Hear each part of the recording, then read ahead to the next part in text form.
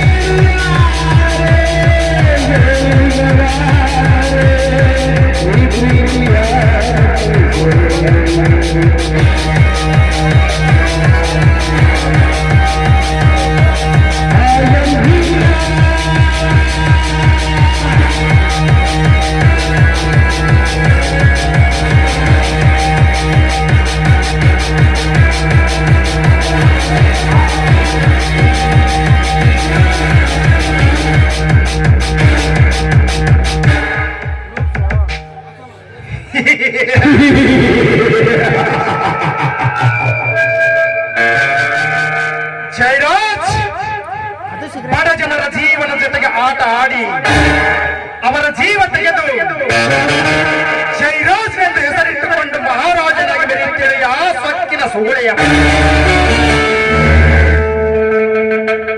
ಆದಷ್ಟು ಬೇಗ ಈ ನಿನ್ನ ರಾಜ ಸಿಂಹಾಸನವನ್ನು ತೋರಿ ನಿನ್ನ ದೌರ್ಜನ್ಯಕ್ಕೆ ತಕ್ಕ ಉತ್ತರ ಕೊಟ್ಟು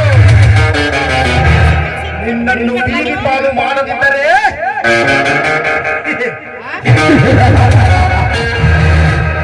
ನನ್ನ ಹೆಸರು ವಿಷಜ್ವಾಲೆ ವಿರಾಟನೇ ಅಲ್ಲ. ಹಿಂದೆ ನೀನು ನನಗೆ ಮಾಡಿದ ಅನ್ಯಾಯ ನೆನಪಾದರೆ ನನ್ನ ಅಗ್ನಿ ಜ್ವಾಲೆ ಆಗಿ ಉರಿಯುತ್ತದೆ.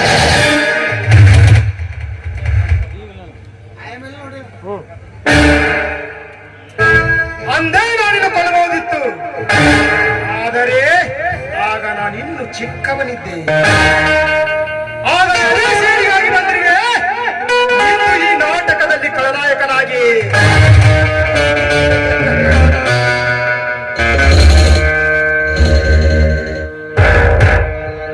ಹೇಗಾದರೂ ಮಾಡಿ ನಿನ್ನ ಬಲಿ ಪಡೆಯುವ ಐಡಿಯಾ ಮಾಡಿದಾಗಲೇ ನನ್ನ ಮನಸ್ಸಿಗೆ ಇಲ್ಲದಿದ್ದರೆ ನನ್ನ ಜೀವನವೇ ಭೀಕರ ರಾತ್ರಿ.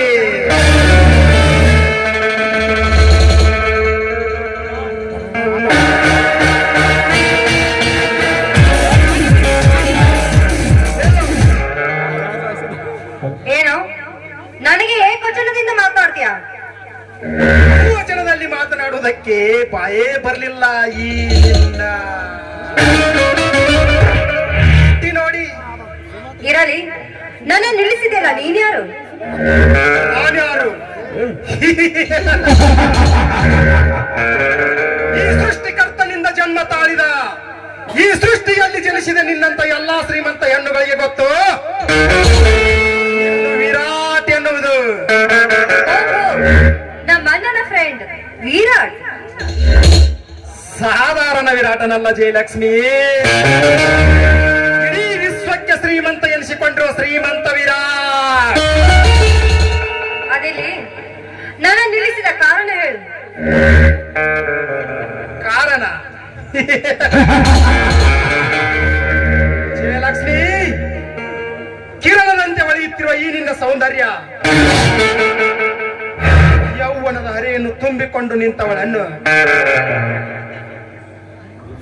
ಯೌವನದ ಹರೆ ಹೊತ್ತುಕೊಂಡು ನಿಂತವ ನಿನ್ನ ಶರೀರಕ್ಕೆ ಸಿಹಿ ಚುಂಬನ ಕೊಟ್ಟು ನಿನ್ನನ್ನು ಸತಿಯನ್ನಾಗಿ ಮಾಡಿಕೊಳ್ಳಬೇಕೆನ್ನುವುದೇ ನನ್ನ ಬಲವಾದ ಈ ನಿನ್ನ ಮಾತಿನ ಅರ್ಥ.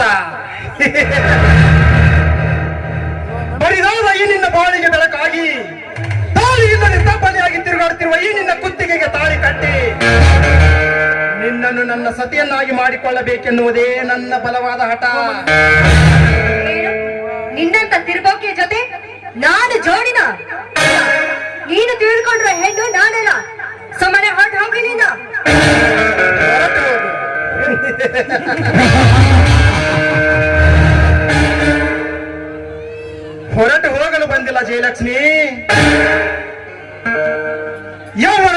ಬಿದ್ದು ಹೊರನಾಡುತ್ತಿರುವ ಈ ನಿನ್ನ ಶರೀರಕ್ಕೆ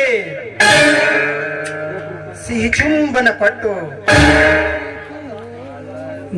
ನನ್ನ ಸಮುದ್ರದಷ್ಟು ಆಶೆಗಳನ್ನು ಹೊತ್ತುಕೊಂಡು ನಿಂತಿರುವೆ ದೊಡ್ಡ ಹಾವಾಗಿ. ದೊಡ್ಡ ಹಾವಾಗಿ ಅಂದ್ರೆ ಹಾದಿನಂತೆ ಹಾರಿ ಬಂದು ನಿನ್ನನ್ನು ಹರಕು ಮೆಟ್ಟಿನಿಂದ ಮಾತಾಡಿಸ್ತಾರೆ ಈ ಸಮಾಜದ ಹೆಣ್ಣು.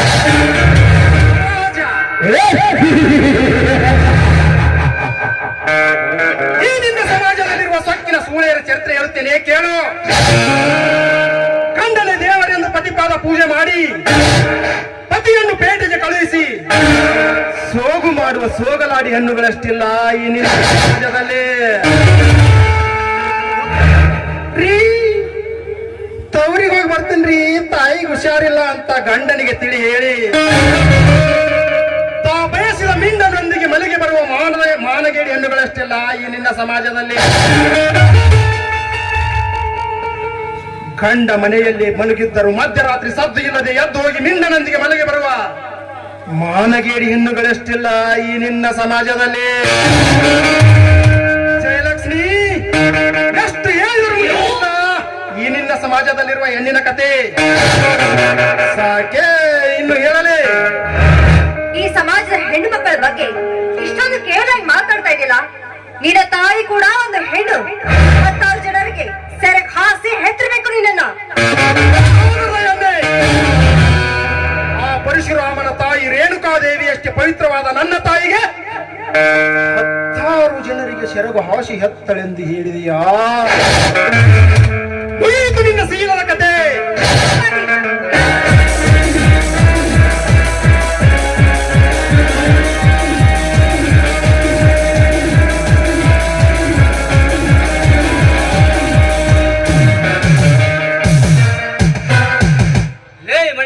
ಮಗನೇ, ಮರ್ಯಾದೆಯಿಂದ ಕೈ ಬಿಡು ಈ ಶ್ರೀಮಂತ ಹುಡುಗಿಯನ್ನು.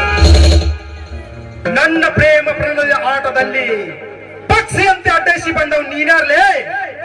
ಈ ನಾಡಿನಲ್ಲಿ ಹುಟ್ಟಿದ ಹೆಣ್ಣು ಮಕ್ಕಳ ಮೇಲೆ ಕಾಮದ ಕಣ್ಣು ಹಾಕಿದ ನಿಮ್ಮಂತ ತಾಯಿ ಗಂಡರ ಕಣ್ಣು ಕೀಳಲು ಬಂದ ರಣಧೀರ. ಇವನು ಬರೀ ರಣಧೀರನಲ್ಲ, ಇದೇ ರಣರಂಗದಲ್ಲಿ ರಕ್ತ ಹರಿಸಲು ಬಂದ ರಣಧೀರ. ಈ ಭರತ್,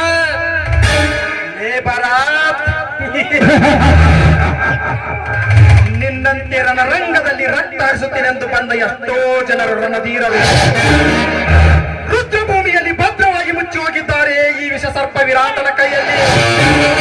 ವಿರಾಟ್ ವಿಷ ಸರ್ಪ ನೀನಾದರೆ ಗಂಡು ಗರುಡನಂತೆ ಹಾರಿ ಬಂದಿರುವನು ಈ ಪುಂಡ ಪುರುಷ ಗಂಡು. ಮಿಸ್ಟರ್ ವಿರಾಟ್, ಅದೇ ರುದ್ರಭೂಮಿಯಲ್ಲಿ 3 ಅಡಿ 6 ಅಡಿ ಜಾಗ ಹೆಸರಿನ ಮೇಲೆ ಸುಭದ್ರವಾಗಿದೆ. ಆ ರುದ್ರಭೂಮಿಯಲ್ಲಿ ಈ ವಿಷ ಸರ್ಪವನ್ನು ಸ್ಮಶಾನದ ಹಾದಿ ತೋರಿಸಲು ಸಿದ್ಧನಾಗಿ ನಿಂತಿರುವನು ಈ ಗಂಡನೆಯ ಗರುಡ. ಈ 21ನೇ ಶತಮಾನದಲ್ಲಿ ನನ್ನನ್ನು ಸ್ಮಶಾನದ ಹಾದಿ ತೋರಿಸುತ್ತೇನೆಂದು ಬಂದು ನಿಂತರೆ ನಿಂತ ಜಾಗದಲ್ಲಿ ನಿನ್ನ ಎದೆ ಗುಂಡಿಗೆಗೆ ಗುಂಡು ಹಾಕಿ ನಿನ್ನನ್ನು ಕೊಲ್ಲುವುದಕ್ಕಾಗಿ ಅವತಾರ ತಾಳಿ ಬಂದಿರುವ ಅವತಾರ ಪುರುಷ ಈ ವಿರಾಟ್. ಅವತಾರ ಪುರುಷ ವಿರಾಟ್, ನಿಮ್ಮಂತ ಅವತಾರ ಪುರುಷರನ್ನು ಅಣುವಣುವಾಗ ಕಡಿದು ಹೆಡೆದು ತುಂಬಲು ಆ ಶಿವನ ಶಕ್ತಿಯನ್ನು ಪಡೆದು ಬಂದಿದ್ದಾನೆಯೇ ಈ ವಿರಾಟ್. ಬ್ರಹ್ಮಾಂಡದಲ್ಲಿ ಕಪ್ಪಿನಿಂದ ಕರೆಸಿರಿತೆಯಾಗಿ ನಿನ್ನಲ್ಲಿ ತಾಕತ್ತಿದ್ದರೆ ಆ ಅವತಾರ ಪುರುಷನ ಅವತಾರವನ್ನು ತಾಳಿ ಬರದೇ ಗರಿಗಸನಾಗಿ ಹೋಗಿ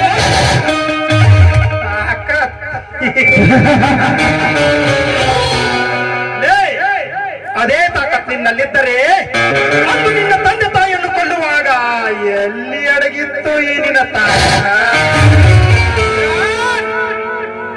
ಚಿಕ್ಕವನಿದ್ದಾಗ ಮರೆತು ಹೋದ ನನ್ನ ಕ್ರೋಧಾಜ್ಞೆಯನ್ನು ಮತ್ತಷ್ಟು ತುಪ್ಪ ಚೆಲ್ಲಿ ಗಾಯದ ಮೇಲೆ ಬರಿ ಎಳೆದೆಯಾ?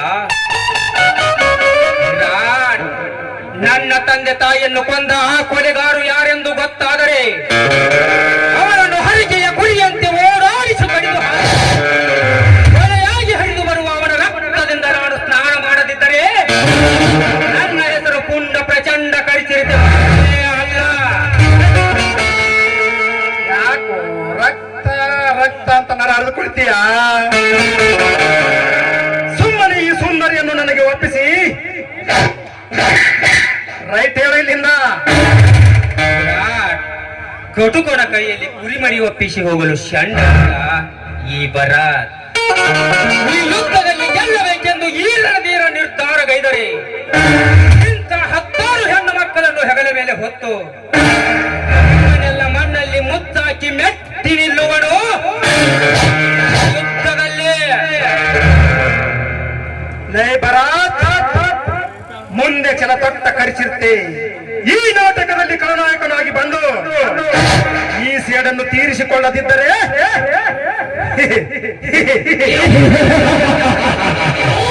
ನನ್ನ ಹೆಸರು ವೀರಾದಿ ವೀರ ವಿಷ ಸರ್ಪ ವಿರಾಟನೇ ಅಲ್ಲ. ಹೋಗಲೇ ಹೋಗು. ಅದೇ ನಾಟಕದಲ್ಲಿ ಕಥಾನಾಯಕನಾಗಿ ಬಂದು ನಿನ್ನ ಕಥೆ ಮುಗಿಸದಿದ್ದರೆ ನನ್ನ ಹೆಸರು ಭರತನೇ ಅಲ್ಲ.